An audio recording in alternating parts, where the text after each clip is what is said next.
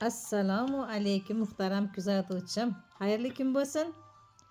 Dunyo tashlari bilan charchab qolmayapsizmi? Men sizga nimadan charchaganingizni eslatish uchun har kuni dunyo tashlari bilan charchamayapsizmi deb salom beraman.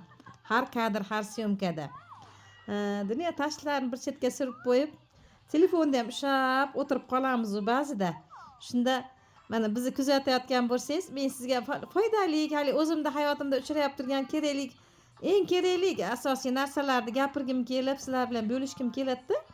Boshqalardan bilib, shundan anaqa olsin deb foydalisini olsin deyish maqsadida shunaqa kadr qo'yapman sizlar uchun. Muhtaram kuzatuvchilarim, salomat bo'linglar.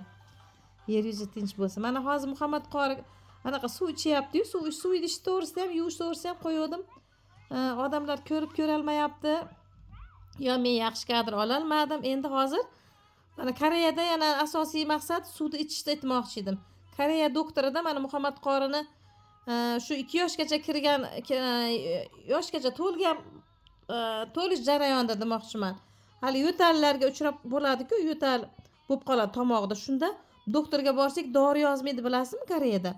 Faqat suv ichsin dedi. Suv beringlar, to'xta, suv beringlar deydi. Suv o'zi shifo-ku. Haqiqatan ham obi hayot, suv shifo deyilgan-ku eskidan. Hali naqllarimiz bor-ku.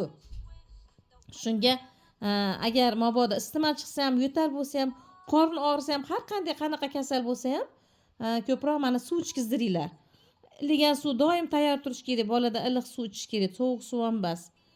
Ham tomog'iga ham zarar bo'lmaydi, oshqozon ichaklariga ham zarar bo'lmaydi. Suv o'sha qondagi ana kasallarni, viruslar yuvib ketadi-ku, shuning uchun Koreyada suv buyuriladi. Mana suvni olasizmi deb menga buyruq beryapti.